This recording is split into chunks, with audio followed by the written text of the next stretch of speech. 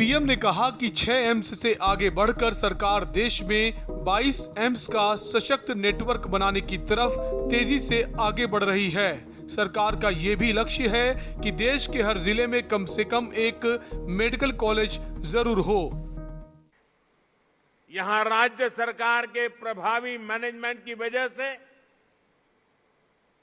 उत्तराखंड भी बहुत जल्द 100% पहली डोज का पड़ाव पूरा करने वाला है और इसके लिए मुख्यमंत्री जी को, उनकी पूरी टीम को, यहां के हर छोटे मोटे सरकार के साथियों को मैं हृदय से बहुत बहुत बधाई देता हूं। पीएम मोदी ने अपने संबोधन में कहा कि 2019 में जल जीवन मिशन शुरू होने से पहले उत्तराखंड के सिर्फ 1,30,000 घरों में ही नल से जल पहुंचता था। आज उत्तराखंड के 7,10,000 से ज्यादा घरों में नल से जल पहुंचने लगा है। हमारी सरकार हर फौजी, हर पूर्व फौजी के हितों को लेकर भी पूरी गंभीरता से काम कर रही है। ये हमारी ही सरकार है जिसने 1 रैंक 1 पेंशन को लागू करके अपने फौजी भाइयों की 40 साल पुरानी मांग पूरी की है, जबकि मुख्यमंत्री धामी खुद एक फौजी के बेटे हैं। 2019 में जल जीवन मिशन शुरू होने से पहले उत्तराखंड के सिर्फ 1,30,000 घरों में ही नल से जल पहुंचता था। 1,30,000 घरों में। आज उत्तराखंड के 7,10,000 से ज्यादा घरों में नल से जल पहुंचने लगा है। ये हमारी ही सरकार है जिसने 1 रैंक 1 पेंशन को लागू करके अपनी फौजी भाइयों की 40 साल पुरानी मांग पूरी की। और हमारे धामी जी तो खुद ही फौजी के बेटे हैं। वो बता भी रहे थे कि 1 रैंक 1 पेंशन, इस फैसले ने फौजियों को कितनी बड़ी मदद की है और निश्चित तौर पर सरकार के इन सभी प्रयासों का लाभ उत्तराखंड को होगा, यहां के लोगों को भी होगा। प्रधानमंत्री ने कहा कि आज सरकार इस बात का इंतजार नहीं करती कि नागरिक उसके पास अपनी समस्याएं लेकर आएंगे तब कोई कदम उठाएंगे। अब सरकार नागरिक के पास खुद जाती है। सरकार का ये भी लक्ष्य है कि देश के हर जिले में कम से कम एक मेडिकल कॉलेज जरूर हो। उत्तराखंड के निर्माण का सपना अटल जी ने पूरा किया था। अब ई-संजीवनी ऐप की सुविधा दी गई है। इससे गांव में अपने घर पर बैठे बैठे मरीज शहरों के अस्पतालों में डॉक्टर से कंसल्टेशन ले रहे हैं। देश में कनेक्टिविटी के इंफ्रास्ट्रक्चर के लिए अभूतपूर्व स्पीड और स्केल पर काम हो रहा है। मुझे संतोष है कि उत्तराखंड की सरकार इस दिशा में गंभीरता से काम कर रही है। बाबा केदार के आशीर्वाद से केदार धाम की भव्यता को और बढ़ाया जा रहा है। वहां श्रद्धालुओं के लिए नई सुविधाएं विकसित की जा रही है। मुख्यमंत्री श्रीमान धामी जी के उत्साही और ऊर्जावान नेतृत्व में उत्तराखंड में हेलीपोर्ट इंफ्रास्ट्रक्चर को भी प्रोत्साहित किया जा रहा है। साथियों, पानी की कनेक्टिविटी को लेकर भी उत्तराखंड में आज सराहनीय कार्य हो रहा है। पीएम ने सीएम धामी की तारीफ करते हुए कहा कि धामी के प्रयासों से ही प्रदेश में 100% पहली डोज लगाई जा चुकी है, जबकि पहाड़ में ये काम मुश्किल जरूर था।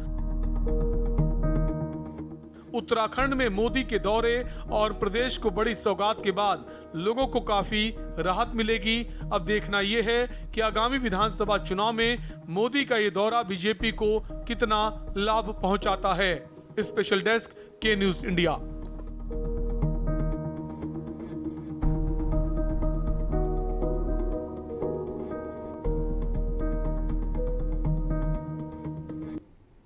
बुलेटिन में फिलहाल वक्त एक छोटे से ब्रेक का, जल्द वापस लौटते हैं।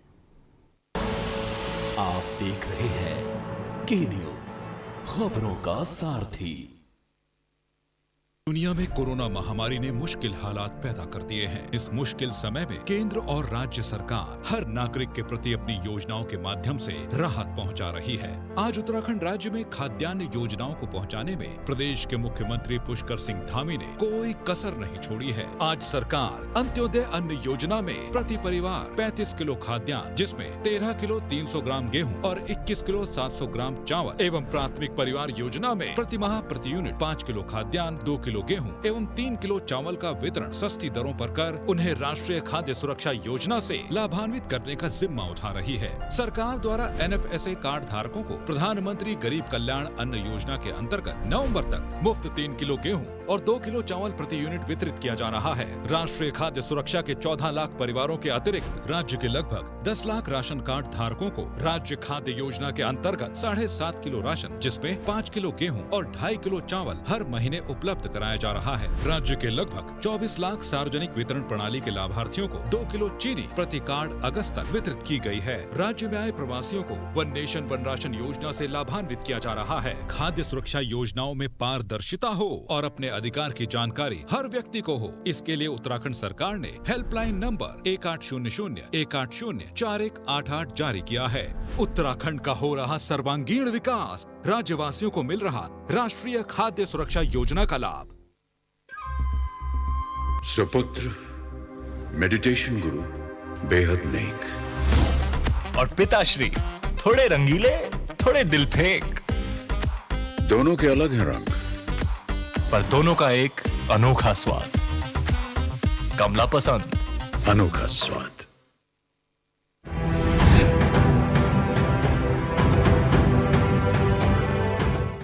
जुबान के लिए उड़ चला गैरों की ज़मीं पर, खुशबू अपनेपन की ढूंढता। दूर कितना भी जा, इस जुबान से दूर ना जा पाओगे। विमल, बोलो जुबान केसरी। आप देख रहे हैं के न्यूज, खबरों का सारथी।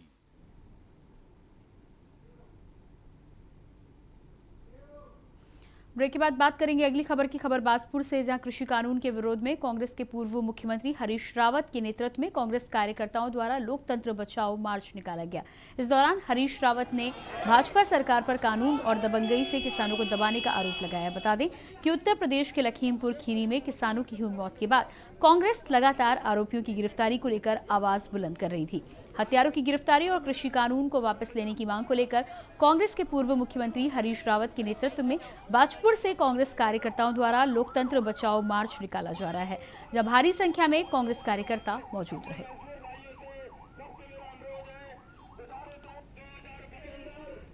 कांग्रेस जन किसान बचाओ लोकतंत्र बचाओ अभियान के तहत लखीमपुर खीरी तक ये मार्च निकाल रहे हैं। हमारा ये मार्च देश भर में जो संघर्षरत किसान हैं उनके साथ अपनी एकजुटता जाहिर करते हुए तीनों किसान विरोधी काले कानूनों को, खेती विरोधी काले कानूनों को वापस लेने और लखीमपुर खीरी में किसानों को कुचलने के लिए दोषी जो केंद्रीय राज्य मंत्री हैं उनको बर्खास्त करने और हत्यारों को गिरफ्तार करने और उसके साथ साथ देश भर में जो नागरिक अधिकारों की अवहेलना हो रही है उस अवहेलना के खिलाफ संघर्ष की चेतना को जगाने के लिए है। उत्तर प्रदेश उत्तराखंड की भारतीय जनता पार्टी की सरकारें हमारे लोकतंत्र के आधार जो कि अभिव्यक्ति के आज़ादी का अधिकार है, स्वतंत्र आवागमन का अधिकार है, इन मूलभूत अधिकारों पर जिस प्रकार से चोट कर रही है, इन अधिकारों को जिस प्रकार से कमज़ोर कर रही है, जिस प्रकार से किसान भाइयों के साथ ये बहुत ही जघन्य अपराध हुआ है, इसके खिलाफ आज हम लखीमपुर खीरी तक कूच करेंगे। हमारा मकसद उन प्रभावित भाइयों के, उन प्रभावित माताओं के, बहनों के आंसू पोंछना है जो इस निर्मम हत्याकांड में जिन्होंने अपने लोगों को खोया है। और हम चेताना चाहते हैं उत्तर प्रदेश की सरकार को, उत्तराखंड की सरकार को और केंद्र की सरकार को कि सत्ता के नशे में ये चूर नेता अपने जनता के प्रति जवाबदेही को समझें, धरती पर आकर, नीचे जमीन पर आकर यथार्थ को समझें और हवा में न रहें, सत्ता के नशे में न रहें। बैंगलोर के कांग्रेस विधायक काजी निजामुद्दीन ने क्षेत्र की जनता के स्वास्थ्य को ध्यान में रखते हुए सामुदायिक स्वास्थ्य केंद्र नारसन को बड़ी सौगात के रूप में एक एम्बुलेंस भेंट की है, जिससे क्षेत्र की जनता को बड़ा फायदा होगा। सामुदायिक स्वास्थ्य केंद्र नारसन में गांव देहात क्षेत्र के मरीजों का इलाज किया जाता है, लेकिन स्वास्थ्य केंद्र के अंतर्गत आने वाले क्षेत्र में अगर कोई दुर्घटना हो जाती है तो बैंगलोर स्वास्थ्य केंद्र से एम्बुलेंस आने में काफी वक्त लग जाता था। दूसरी ओर गाँव देहात में यदि किसी की तबीयत खराब होती थी तब भी बैंगलोर स्वास्थ्य केंद्र से एम्बुलेंस आने में वक्त लगता था। वहीं सामुदायिक स्वास्थ्य केंद्र के चिकित्सा अधिकारी विवेक तिवारी ने विधायक जी का आभार व्यक्त किया है।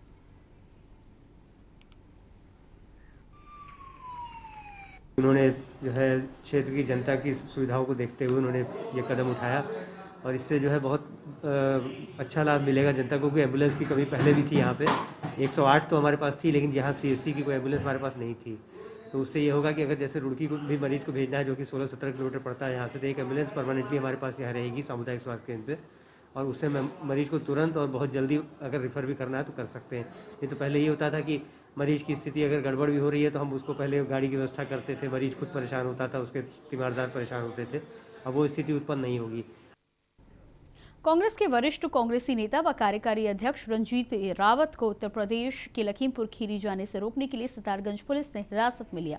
रंजीत राव मृत किसानों के परिवारों से मिलने के लिए पहुंच रहे थे। रंजीत रावत का कहना है कि केंद्र व राज्य सरकार आरोपियों को बचाने में लगी हुई है। देश का अन्नदाता लगभग 1 साल से दिल्ली के बॉर्डर पर 3 कृषि काले कानूनों के खिलाफ आंदोलन कर रहा है और लगभग 700 से ज्यादा किसान अब तक शहीद हो चुके हैं, लेकिन मोदी सरकार का उनकी मांगों के समाधान को लेकर कोई कदम नहीं उठाया गया, बल्कि गुंडागर्दी के बल पर किसानों की आवाज को भाजपा के मंत्री दबाने में लगे हुए हैं।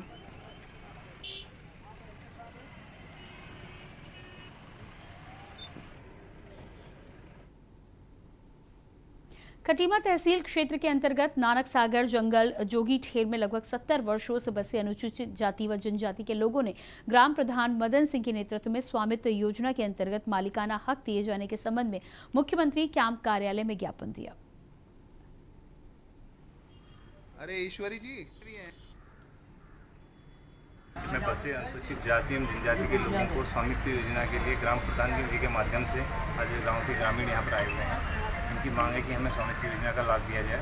माननीय मुख्यमंत्री जी के समक्ष इनकी मांग को रखकर जल्दी ही समस्या का निस्तारण करने का प्रयास किया जाएगा। हम लोग प्रतिदिन यहाँ पर जो है कैंप ऑफिस में डेली जो समस्याएं आती हैं उनके लोकल स्तर पर इन समस्याओं का समाधान करने का प्रयास करते हैं और जो समस्याएँ प्रदेश लेवल की हैं माननीय मुख्यमंत्री जी के समक्ष रखकर उनका भी हम समाधान करने का प्रयास करते हैं। आगे ये है कि जो जिस जगह पे हम लोग बैठे हुए हैं आज ग्राम जंगल जोगी ठेर में, तो उस जगह पे हमें मालिकाना हक मिलना चाहिए और इस जो हमें जो हक नहीं मिल रहा है इसकी वजह से हमारे जो भी बाल बच्चे हैं उनका वजीफ़ा हो गया, कोई भी चीज़ हुई, कोई कागज़ नहीं बन पा रहा है। तो हमारी सरकार से यही अरदास है कि ताकि हमें इसका मालिकाना हक दिया जाए। बुलेटिन में फिलहाल वक्त एक छोटे से ब्रेक का, जल्द हाजिर होते हैं। आप देख रहे हैं के न्यूज़, खबरों का सारथी।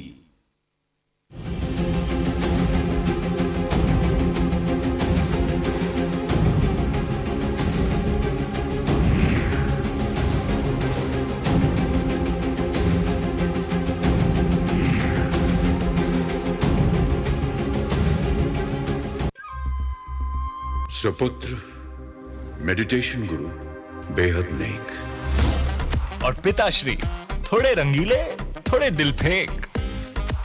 दोनों के अलग हैं रंग, पर दोनों का एक अनोखा स्वाद। कमला पसंद, अनोखा स्वाद।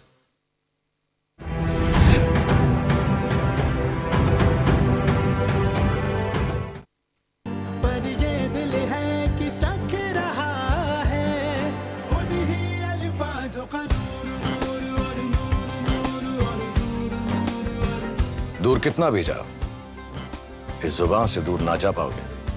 विमल, बोलो जुबान केसरी। आप देख रहे हैं के न्यूज, खबरों का सारथी। ब्रेक के बाद बात करेंगे अगली खबर की। शामली में जैसे ही पुलिस प्रशासन को पता चला कि पानीपत हरियाणा से कांग्रेस के पदाधिकारी व कार्यकर्ता रोष यात्रा लेकर लखीमपुर खीरी पहुंच रहे हैं, तभी हरियाणा व यूपी सरकार ने हरियाणा यूपी बॉर्डर को सील कर दिया और कांग्रेस के पदाधिकारी व कार्यकर्ताओं को उत्तर प्रदेश में प्रवेश नहीं करने दिया, जिसके बाद कांग्रेस के पदाधिकारी व कार्यकर्ताओं ने नारेबाजी कर धरना प्रदर्शन शुरू किया और भाजपा पर तंज कसते हुए गंभीर आरोप लगाए। लखीमपुर खीरी जाए बगैर उनको वापस जाना पड़ा।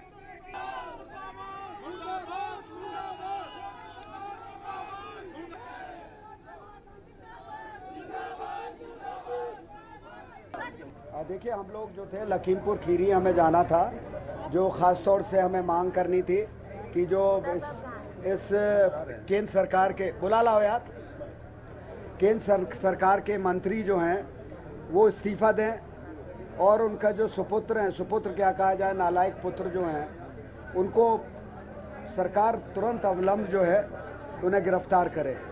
पर सरकार के कानों पे जूं नहीं रेंग रही। पहले आपने देखा कि किस तरीके से अनदेखी हुई।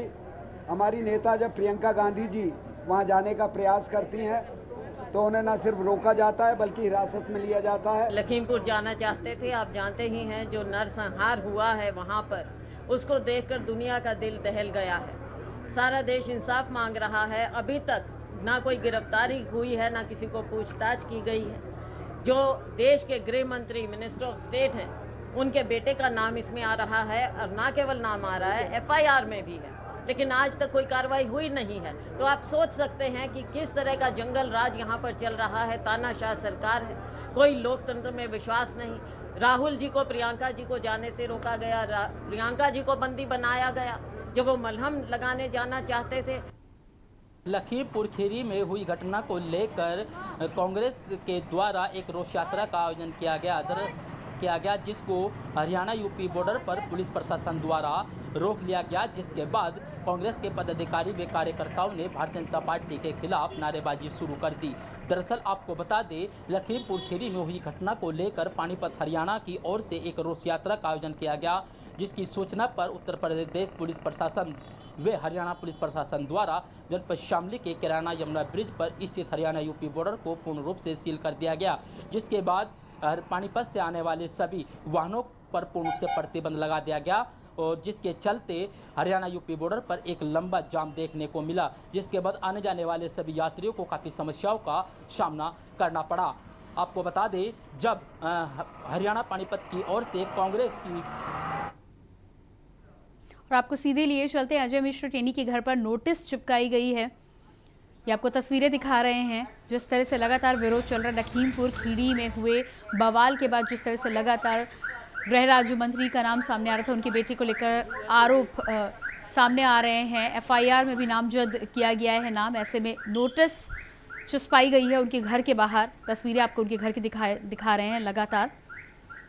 ये तस्वीरें उनके घर की हैं जहां पर नोटिस चिपकाई गई है। लगातार लंबे समय से विरोध किया जा रहा है और तमाम विपक्षी पार्टियों के द्वारा भी बार बार ये सवाल उठाए गए हैं कि गृह राज्य मंत्री के बेटे का नाम साफ तौर पर आने के बाद अभी तक कोई कार्रवाई क्यों नहीं की गई। इस पूरे मामले में कांग्रेस से प्रियंका गांधी ने भी कई बार सवाल उठाए हैं। सवाल उठाकर ये साफ कहा है कि तमाम विपक्षी पार्टी के नेताओं को तो लखीमपुर खीरी जाने से रोका जा रहा है, लेकिन जो आरोपी हैं जिनका FIR में नामजद किया गया है वो अभी भी खुले घूम रहे हैं। आखिर उन पर कार्रवाई कब होगी? तो ये नोटिस आप देख पा रहे हैं। नोटिस अजय मिश्र टेनी के घर के बाहर लगाया गया है। लंबे समय से विरोध चल रहा है और उस पर अभी तक भाजपा के द्वारा कोई कार्रवाई नहीं की गई है। हालांकि FIR दर्ज हुई है, तहरीर जो दी गई थी किसानों के द्वारा उसमें FIR दर्ज की गई है, लेकिन इस पूरे मामले में भाजपा कार्यकर्ताओं के द्वारा भी तहरीर देकर FIR दर्ज की गई। देखना ये होगा कि इस पूरे मामले में अब जब जांच बड़ी एजेंसियों के द्वारा की जा रही है तो क्या कुछ निकलकर सामने आता है। और जिस तरह से तमाम वीडियो वायरल होकर सामने आ रहे हैं, ऐसे में इंटरनेट बंद करके वीडियो को वायरल होने का भी लगातार यहाँ पर वीडियो को रोकने का प्रयास किया गया। लेकिन देखना ये होगा कि तमाम एजेंसियों की जांच के बाद किस तरह से सच निकलकर सामने आता है। ऐसे में आपको तस्वीरें दिखा रहे हैं अजय मिश्र टेनी के घर के बाहर की तस्वीरें हैं, जहां पर नोटिस चिपकाई गई है। आशीष मिश्रा को 8 अक्टूबर को पेश होने के आदेश दिए गए हैं। लखीमपुर खीरी स्थित आवास के बाहर नोटिस चिपकाया गया है। इस पूरे मामले में अजय मिश्र टेनी कई बार मीडिया से बातचीत करते हुए इस बात को साफ करते हुए नजर आए कि वो कार्यक्रम स्थल पर थे, ना वो और ना उनका बेटा इस पूरे कांड में शामिल है। इसको वो वीडियो की दुहाई भी देते हुए नजर आए।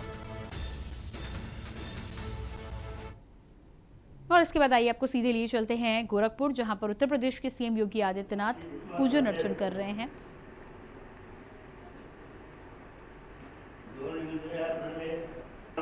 तो गोरखपुर से लाइव तस्वीरें आप देख पा रहे हैं। सीएम योगी आदित्यनाथ की लाइव तस्वीरें हैं। आज नवरात्रि का प्रथम दिन है, शारदीय नवरात्रि की प्रथम दिन।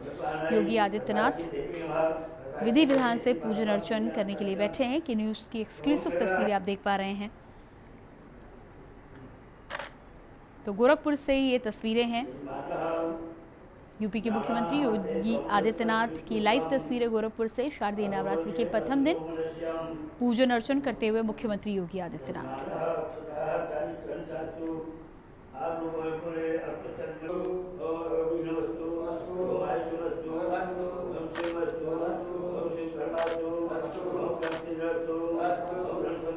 तो नवरात्रि का प्रथम दिन मां शैलपुत्री के दिन के साथ ही साथ बहुत ही अहम माना जाता है। नवरात्रि के इन 9 दिनों में विशेष तौर पर पूजन अर्चन करने से विशेष लाभ की प्राप्ति होती है।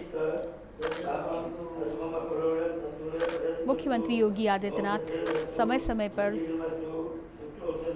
अपने कई दौरों के दौरान भी मंदिरों में दर्शन के लिए, पूजन अर्चन के लिए सबसे पहले वक्त निकालते हैं। और ऐसे में आज शारदीय नवरात्रि की प्रथम दिन पूजन अर्चन करते हुए गोरखपुर से लाइव तस्वीरें आप देख पा रहे हैं सीएम योगी आदित्यनाथ की। तो पूरे विधि विधान से पंडितों की मौजूदगी में मंत्रोच्चार के साथ पूजन अर्चन करते हुए मुख्यमंत्री योगी आदित्यनाथ।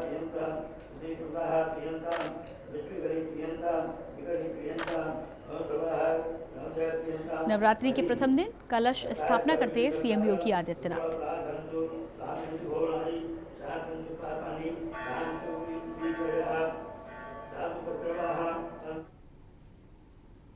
तो गोरखपुर से आप देख पा रहे थे सीएम योगी आदित्यनाथ नवरात्रि के प्रथम दिन कलश स्थापना कर रहे थे। और इसी के साथ खबर उत्तराखंड में इतना ही। बाकी खबरों के लिए लगातार देखते रहिए के न्यूज़ इंडिया।